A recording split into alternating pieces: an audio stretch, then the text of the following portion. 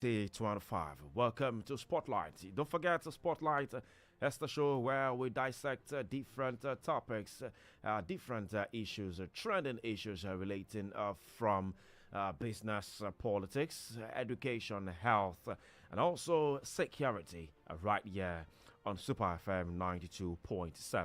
And now, today on Spotlight, we'll head straight on the democracy. We're still talking about democracy. Yes, so we might look at it as a post-democracy conversation, but then it's definitely one of concern to Nigerians. Today on Spotlight, we'll look at democracy, the triangle of Rivers emergency rule. My name is Michael Inyang.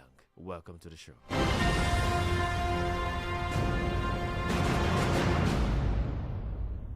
All right, yes, the triangle of democracy in River States have always been a conversation between the president, the governor, the exchange governor, and also the FCT minister. And that's millions of Rivers people, especially the loyalists of Governor Simi Fubara. On Thursday, June 12th, had their hope dashed as they had marked out the date to be a moment of wild jubilation and partying. They expected everywhere. The expectations was that President Bola Tinubu would use that opportunity to reinstate all the democratic institutions in the state that he had suspended on March 18. But unfortunately, several bookmakers had predicted that given his democratic posturing, the president was expected to recall the suspended governor either on May 29th, a day that marked 2 years of the current elected officials, or June 12th, which has come to be known as the National Democracy Day. But the questions many of us are asking is what could have stopped the president from restating the governor on June 12th and repositioning Rivers on the path of democracy. And joining me live right now is a politician and also former ADC chairman in Ogun State and a former IPAC publicity secretary.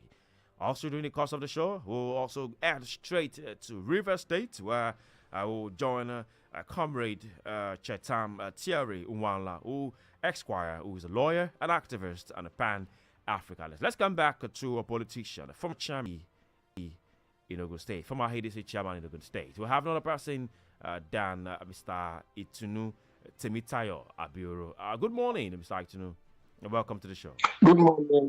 Thank you very much, Michael, for having me once again on your show. It is indeed a wonderful experience to always be here. All right, and now one question we're always asking is what could have stopped the president? You are a politician. What could have stopped the president from restating the governor? He was expected back in the Democracy Day. Will definitely. But first and foremost, nobody can think for the president because he's the one who makes all the decisions based on the information available to him, and some of that information will definitely not be available to everybody, myself included. But find us to not reinstate Sim Fubara, the governor Sim Fubara. Well, we can look at what led to him calling the state of emergency. If you recall, just 2 days before the state of emergency was called upon, suspected bomb blasts affecting pipelines, affecting Nigeria's ability to earn foreign reserves, because you must remember that the majority of our funding comes from our sale of crude oil. And so that was what was one of the last triggers that triggered the president to declare that emergency. So it might be from a security standpoint that, Mr. President, this crisis hasn't been abated, or it might be from a political standpoint of, you must remember that sometime during this whole crisis, within the last 2 years, the Rivers State House of Assembly complex was demolished, and the political impasse is still there with the APC state chairman, Chief Okocha, saying that even if Sim Fubara came to the party and apologized, there will still be crisis and there will still. The president, in his wisdom, thought, oh, maybe it's not yet time because A, the security issues are still there, and B, the political impasse has not yet been solved. Maybe that is why he's not made up his mind as to reinstating him. But hey, who knows? It's a very big question. Who knows? Okay. We have Comrade Chetam Thierry Nwala Esquire. Comrade, welcome to the show. Good morning, and thank you for having me.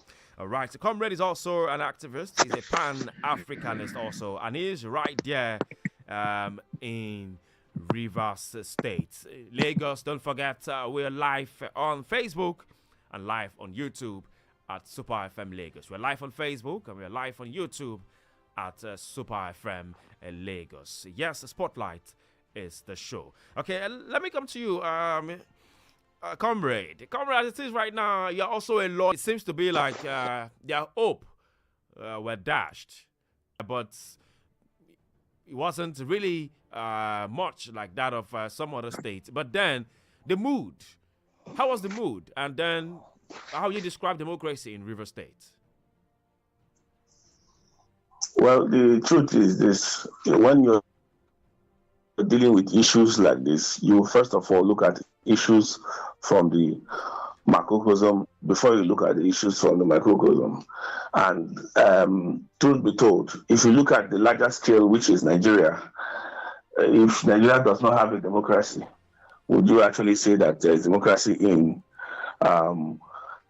River State? Of course, we all know that what we have currently in River State is a state capture by the president.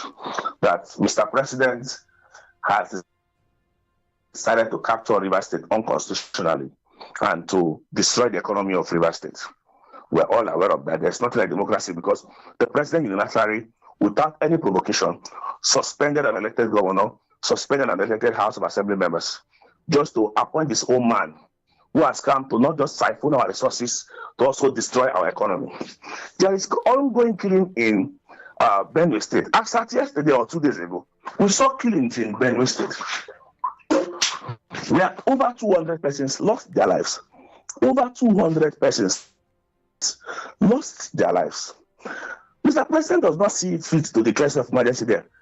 In River State where nobody lost their life, in River State where there is no challenge, the president decided to declare state of emergency in River State and said that there is security challenges in River State. It tells you the priority of this man, that the man does not care about the lives of the people. And look at the Benue State situation where we would have ordinarily expected the president to take decisive steps to addressing these security challenges there. What he did was to write a memo and inform us that he has instructed the governor. When we lost over 200 lives, you're instructing the governor? You're not even taking responsibility for it? You're instructing the governor to do what? You're instructing the governor to go ahead to negotiate, not to even take any action, but to negotiate. But in River State, what he did was to take actions, come and declare state of emergency in River State. It tells you that the president it just shows the priority of the president. That the president does not care about anybody. The president is only interested about his political ambition for 2027. And that's all. So as of today, we can't be talking about democracy in River State because there's no democracy in River State. So we just have a system where the president has captured River State, that he has made River State a part of his own colony. Of course, Lagos is his colony. Most of the states in the southeast, he has already captured those ones before now. But there is this presentation we have in Nigeria that we keep deceiving ourselves about. And one day it's going to boomerang. If we don't take care, it's going to boomerang someday.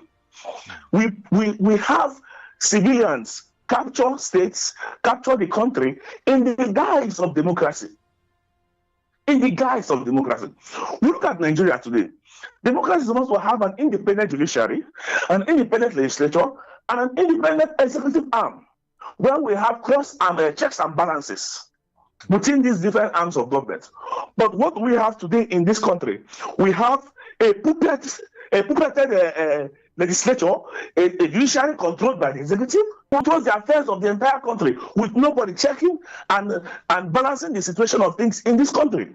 But So with you have a situation that but with the the entire president country not has coming up disaster. with a solution to the what I call a military rule in Rivers, does that cause for questioning on democratic kind of a political play, a technical play? We have a politician also in the House who will look deep into the technical aspect, see the feelings, the outputs of the river, we call it Riverian or the Rivers people. City stated clearly that if he knew about it, that he didn't want a state of emergency. Nobody wants a state of emergency. Even the minister of the city, in some of his media chats, came up to say he's not himself. He's not interested in a no. I don't care. We do not destroy the livelihood of people because of your political ambition. That was why some of us criticized the governor when the governor made a statement. The statement when he made the statement his career or saved his words by declaring himself emergency in Rivers State. How can you make such in a state like Lagos State? It's going to destroy the economy of Lagos automatically. And that's exactly what is happening in Rivers State today. Rivers State is no longer the same. Okay, so he's happy with the declaration of state of emergency. Nobody is happy about it. Of course. Because the state is not functioning, it's not working. So a lot has gone wrong down here. And we all know that the president did this for his personal selfish ambition. Not for the interest of the people. For his selfish ambition. Let me put that because if you ask me, the Supreme Court has settled the political impasses in Rivers State before now. All the issues that have created challenges before now, the Supreme Court has held on it, settled all of them, including the issue of defection. So people are settled on all of them. Why would the president go ahead to declare state of emergency in Rivers State? What was the president's interest? Let me put it out to the former ADC chairman right here, also a politician, Mr. Itunu. Mr. Itunu, you had a comrade there that said the president is being selfish and is doing all of this for his personal interest. Do you agree with that? Well, you have to agree that everything about, see, in politics, when you hear two people fighting, 9 out of 10 times is about money or resource control or influence. But it starts first and foremost with money. Now, everybody in Nigeria knows that Nigeria's currency or Nigeria's ability to earn money comes through the sale of our natural crude oil. Okay.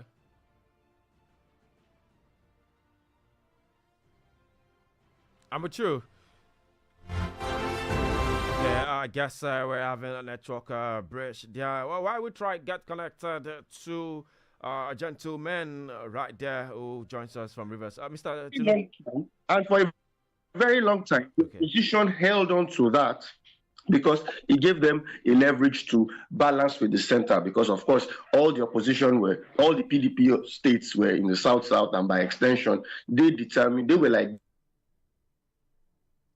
okay, Mr. President, if these are the policies don't work for us, these are the things. But then what do you have? You have Akwa Ibom falling, you have in a state of emergency.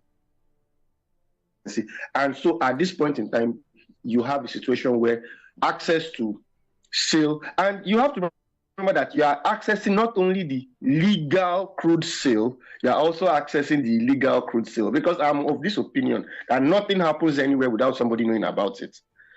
So once you say, oh, there's an illegal sale, or there's an illegal this, or there's an illegal that, somebody somewhere knows about it. Because if it doesn't favor the government to do it, I can assure you that the government won't even exist. So to the issues of this crisis, I like what the comrade had said when he started by saying you have to look at it from the big view, the macro view before you go to the micro view. The macro view is this: Nigeria is short of money. I've been saying this thing since 2022, that we are already short on money. We need all ways and manners to fund that. In fact, it's part of the reason why our naira dollar rates is tanking every 5 seconds. The reason why everything is expensive is because we can't afford to do anything, because the only source of income we have is not producing even up to what is legally required by us to produce. Now, remember that Nigeria's OPEC quota is, I think, about 2.8 million barrels per day, but we are doing like maybe 1.1, 1.2, 1.3-ish thereabout. So we already have a shortfall legally. And then talk about the legal parts, which, of course, everybody knows that, it happens in Akwa Ibom, happens in Rivers, happens across there. And so, Mr. President making his play, the way he has made it, is to try and ensure that he has enough money to run the government as he sees fit. Now, is it ethical? Of course, I don't agree. I genuinely don't agree that it is ethical. I think he could have done it differently. I think a lot of other different things could have come to play. But then, some of these people, especially the governor himself, the way and manner he had gone about handling the whole crisis, could it have been done differently? Could it have been done better? Yes, I believe so. Could it have been done more ethical? Because again, you have to understand that two wrongs don't make a right. The governor had done a lot of wrongs, including and not limited to attacking the legislative arm, which, of course, the comrade here what are the wrongs? What are the wrongs the governor had made? Let's list them. What are the wrongs? Let's start with the fact that it is a democratic house. You don't go and say you are in the middle of a democratic issue, go and demolish their house because you say there's a rat or there's a leaking roof. You don't go ahead and say you are presenting your budget with a minority stake when the majority of the lawmakers are saying they don't want that budget. You don't go ahead. All of this you listen now, are they enough for all of this? Are they enough for a state of emergency in the states? All of this you've mentioned, all of these reasons you've mentioned. You're not listening to what I'm saying. I have. The governor himself, you go ahead to open the door for a hijack. See, if you don't act a certain way, a thief cannot enter your house a certain way. So if you start to act a certain way, if because you and your wife are always fighting in your house, and then you decide to remove the jam lock in front of your door because you don't want your wife to lock you out, you have already inadvertently opened the door for anybody to have access to your house, to steal your TV and steal your valuables. So the way and manner with which the governor himself had opened the door is what has led for this state capture that has happened to him. All right, and gentlemen. There is no way back. So far, so good. Gentlemen, there's a lot of comments that has arisen on this democracy, the triangle of Rivers emergency rule. One person who has made his voice clear is a former governor of Bayelsa State, Jerry Dixon, has made his voice clear. Also, the special advisor to the president, and also the spokesperson to President Tinubu, Sunday Dare, has also made their voice clear. We'll listen to them. Then we'll go to the phone lines. We'll make talk on this. Let's listen to Jerry Dixon. Let me say this: it's a good thing to make beautiful declarations of principles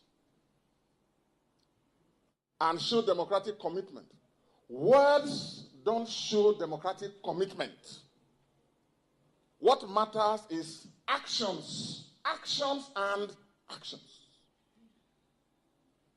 But you cannot be celebrating democracy.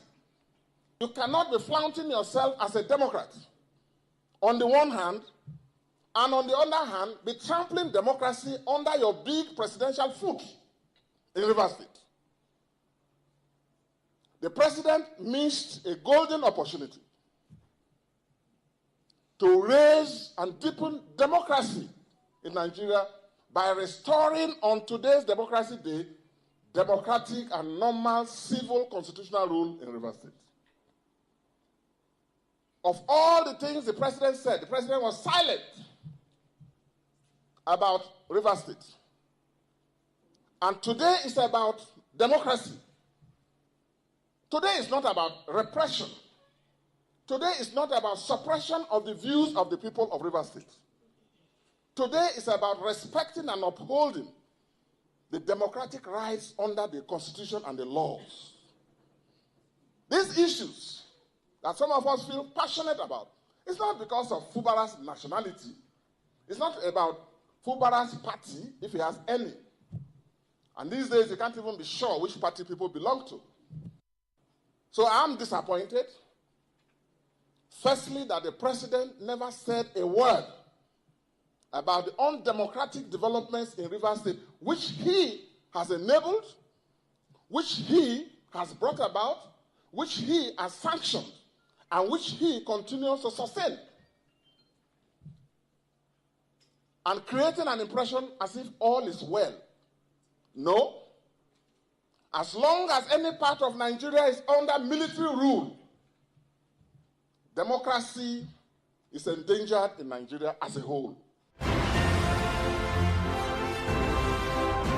Comrade, you had Dura Dixon there said as long as the military is in charge somewhere in the country, then democracy is endangered in the country as a whole. I want to take your comment there. How do you react to that? You're also a lawyer, also. You know, it just goes to support the general balance we use for struggle, that injustice anywhere is a threat to justice everywhere. Let me tell you, I'm even waiting for the Supreme Court, but you know, these days, even me as a lawyer, I'm not even confident about our judiciary. I must tell you for free. But I was waiting for that by now the Supreme Court would have fixed up a date for the matter filed by the PDP governors. But up till now, the Supreme Court has not fixed a date. And I'm perceiving politics in this whole thing. It is really sad for our democracy. Because beyond Tinubu's interests, beyond the interests of this politician, we have a nation to direct. Let me tell you, I am expecting that the Supreme Court would take decisive steps to correct some of these anomalies that is currently going on in our system. Because if we find a situation where the presidency, the president is empowered to remove any governor he likes at any point in time in the guise of a state of emergency, trust me, we're in danger. Then our democracy is gone. Our democracy is completely gone.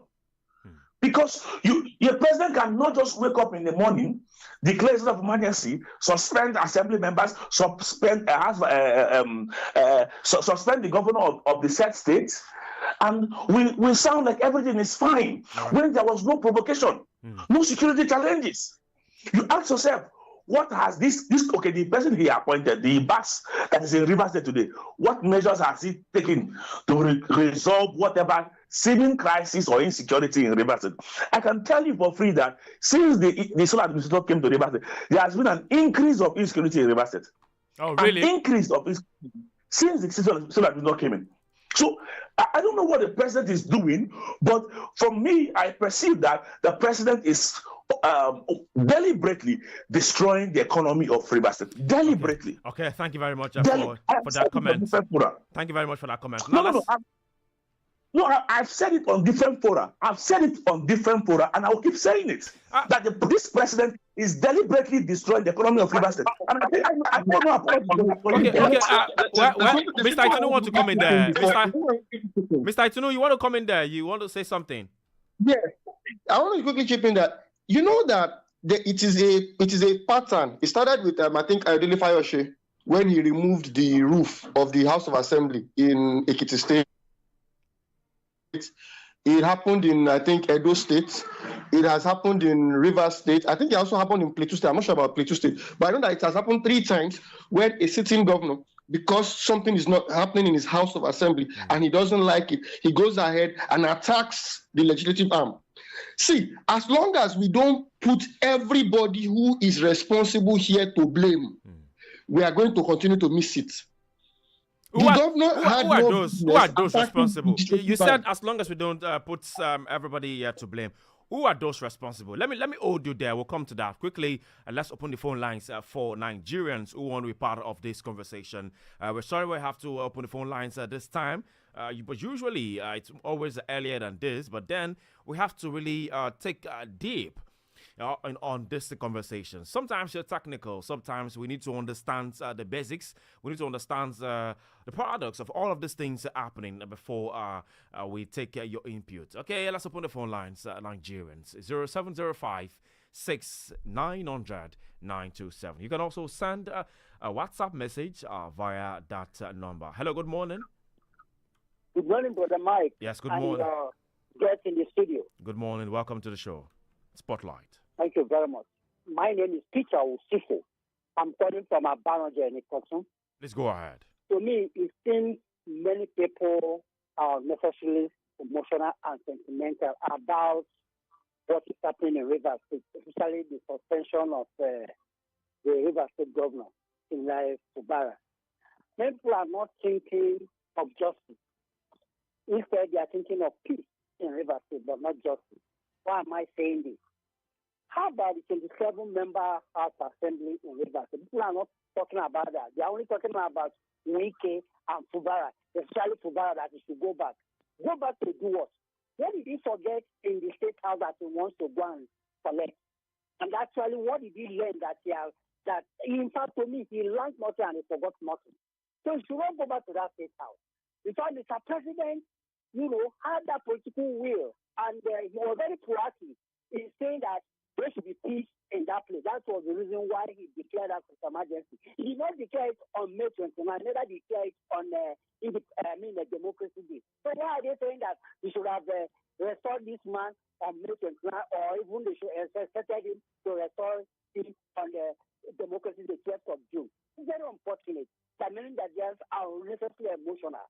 This man is a traitor. Fubara is a traitor, and the traitor is always a traitor. Okay, thank you very much for your comment. Thank you very much for your comment there. Thank you. Please, let's take it easy on our comments. Okay, callers, 0802 502 7711. 0802 502 7711. Also, callers on 0802 978 8003. 0802 978 8003. Don't forget you can send us a message on WhatsApp on 0705 6900 927. 0705 6900 927. Okay, good morning, crew. Ade from Lagos. Abacha said if insurgency lasts 24 hours, the government knows about it. Look at the insecurity in the land. If you protest, the government will quickly send police, army, and Agboros to stop your protest. Whereas you have bandits and Fulani herdsmen killing people in Plateau, Ebonyi, Edo, Benue, Ondo, etc. You can't see such security to protect the people. That means government is complicit and it doesn't have the political will because of 2027 elections political gain. How can they kill 200 people in a swoop? Also, police or army will capture the Boko Haram, Fulani herdsmen and bandits. The government will say they have repented and they will put them back to the society. You can see no political will to fight insecurity. Said it's a shame, the worst of us ruling the best of us. Truly, there was a country. Okay. You said a day, now you're saying Lake from Lagos. I don't know. You motivated. But anyway, thank you very much for your message. You get that one. Still call us, Yes, Lagos 0802 502 7711. 0802 502 7711. Or you can also call the other lines 0705 690 0927. 0705 690 0927. Yes, sir, we're live on Facebook and YouTube at Super FM Lagos. We're live on Facebook and YouTube at Super FM Lagos. Yes, the conversation is just getting technical. Let's go technical. Okay, Mr. Temitayo Abioro, who is a politician. I was trying to talk about Mr. Temitayo. Are you there? I'm still here. So what I was... Please go ahead. Yes, I'm here. Please, go ahead. So what I was saying is, see, we are looking at multi-fights and multi-layers. Now, the first fight is that the executive versus the legislative arm in the state. Now, the second layer is a predecessor versus a successor in the state. Then the third layer is perceived or actual state capture by the president on a state. But there is a saying in my village, which basically translates to, if the foundation is rotten, nothing anybody can do on top. The foundation is, if people tell you, if elected members of the House of Assembly tell you, the executive governor, that, Oga, this is no, then it is no. There's a reason why there's this provision in our constitution. The lawyer is here. He would educate us more on that. Where if you pass an amendment and the executive refuse to sign it, and that thing comes back, the House can actually make it and turn it into law, with or without the assent of the executive. That is the power of the House. Now, in this situation, this House has come to tell you diplomatically that, Oga, this thing you want to do is a no. It is for you now to use your wisdom and say, okay, what do you people want? Because let us be honest, politics is about horse trading. Politics is about getting things done by either yourself or through other people. That is politics in itself. And of course, you must remember that politics, or should I say, politicking in itself, is a marketplace of ideas where somebody's idea and your idea are definitely bound to clash. It is only a matter of you removing ego and removing personal sentiment to getting what you want to get done across the line by collaboration, or sometimes by deferring to superior arguments, even though you know that what you are saying makes no sense. But sometimes when the arguments and their own facts are superior to yours, you just defer and allow them have their way. Hence the saying that majority will have their way, but minority will have their say. Now, of all of these things, many governors have run flout of imposing and superimposing on their House of Assemblies. And that in itself is an attack on democracy. Let us start. And I'm a politician through and through. There's only one person who's going to be governor in my state, in Ogun State, for example, at any point in time. But there are going to be, at the very least, 26 House of Assembly members. So are you going to tell me that you, one versus 26 people, that those 26 people don't have as much brain power as only you, that you are there? I don't understand. So you now go ahead, you take that situation, you escalate it. Your predecessor, who is also a sitting minister, comes and talks to you, and the two of you turn it into an all-out war. And then you create it in such a horrible way that it leaves your back door open for the presidency to come and capture your state, and then you are going around crying wolf. For me, I think I think at this point that the chairman of the PDP in that state, they failed in his duty to be the mediator to stop this issue before it even became an issue. Because it is one of the reasons why you are state chairman of the party, which is to call erring members and say, see you, this thing that you people want to do. All the elders, all the chairmen, the local government schools, all of them, before this matter became a cross-national issue, it should have ended this matter before it even became an issue. All right, we have a caller on the line quickly. Let's let me correct an impression. Okay, go ahead. Quickly, go ahead. Hello, can you hear me? Yeah, Barrister, go ahead. Okay, let me correct an impression, because I think the picture painted by my brother over in the studio, I don't think that picture is too clear and it's too correct. There are some things I think that are not correct from what he said. There is no problem between the governor and the House of Assembly. Let me be honest with you. Let's be practical now. How will you say that with everything we're hearing? Between the Minister of the City, there is no problems between the governor and the House of Assembly. The issue in Rivers State is between the governor and the Minister of the City. The Minister of the City controls the House of Assembly, and because there is a crisis between the governor and the Minister of the City, the Minister of the City now engineered the House of Assembly to create whatever has happened in Rivers. That is on the one hand. Now let me say this: we have gone past this Wike House of Assembly issue For me, we have gone past it. You know why? The Supreme Court has held has given the judgments on each and every issue within River State and has settled all the crises in the states. Supreme Court decision this year that came out settled all the problems in River State. The only thing these parties owed themselves and owed the River people was to implement the decision of the Supreme Court. So if the Supreme Court has settled all the problems within River State, why is the president still declaring a state of emergency 2 weeks after the Supreme Court gave a decision that settled all the problems in River State? That is the argument we are making. We have gone past who destroyed what, who did what, and who did that, because the Supreme Court has waded in. The Supreme Court berated the governor and was angry with the governor for the steps he took. And now we have gone past that stage. Supreme Court has settled even the local government issue. The Supreme Court settled it. So 2 weeks into the decision of the Supreme Court, the president could not even hold himself and wait for the implementation of the Supreme Court decision. The president went ahead to declare a state of emergency. That is what a lot of persons do not understand, because the crisis in Rivers has been settled. Why is the president declaring a state of emergency in Rivers State when the Supreme Court has settled the crisis in Rivers State? That's our argument. And that's why we are blaming the president for everything that is going on right now in Rivers State.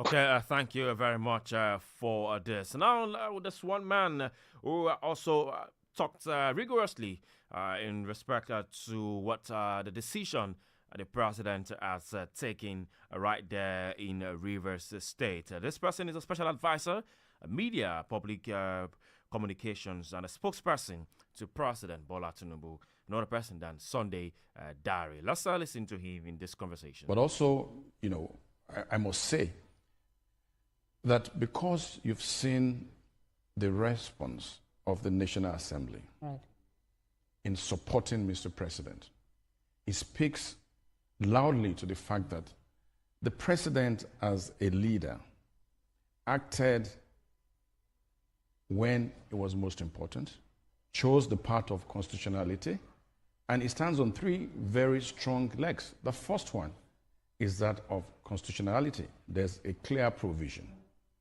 And it had come to a time all the recipe was ready, either for crisis when the president does not act, or for the president to activate that provision. The second is that we have had condition precedent of declarations of emergency. And we saw what happened thereafter. There was no implosion. It helped to calm things down, and the country went forward. And the third is anchored in the academia, when you talk about the story of the theory of securitization. That is when there's an existential threat. A leader is expected to act. And we saw what happened. In Rivers State, we had all the ingredients of existential threat to the political economy, to the economy of this country when it comes to the oil, even to the society at large. And so the president stands on three very strong legs in what he has done. And it takes a precedent. The president will have chosen to fiddle. Remember the story of, the emperor who fiddled while Rome burned? No, rather, he chose the courageous path to invoke his powers as provided. He has not gone outside of his powers whatsoever.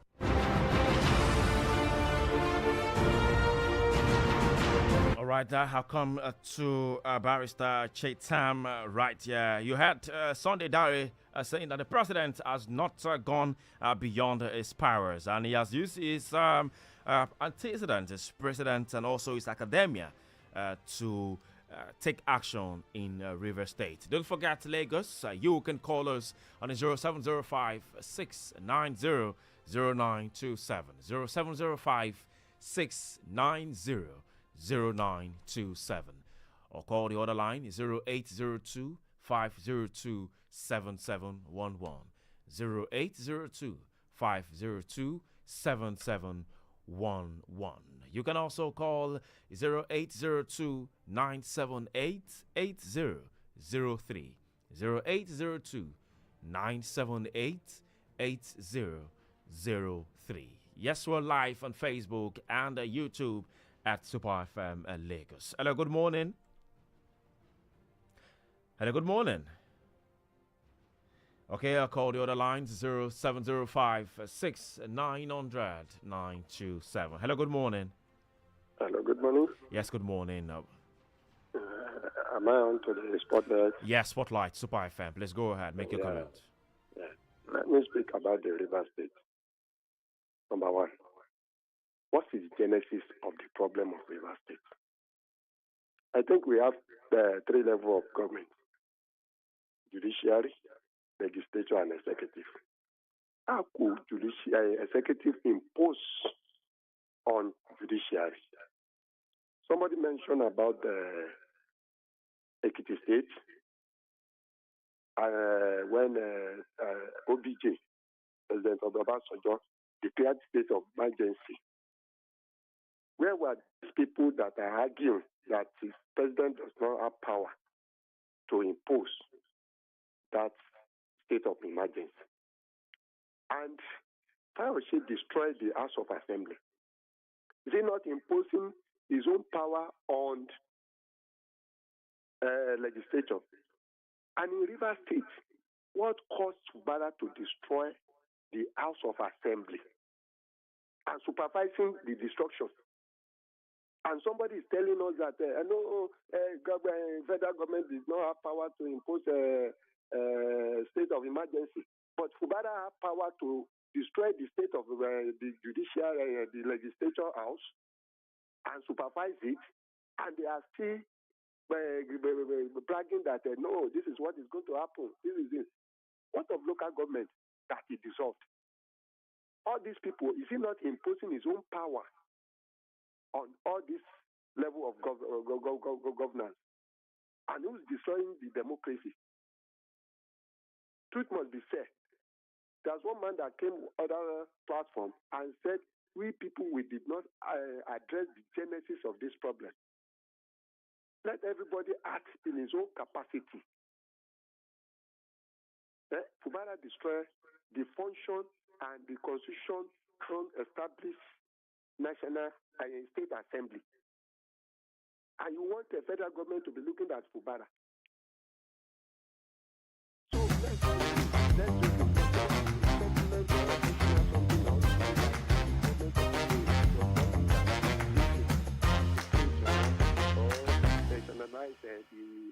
the law.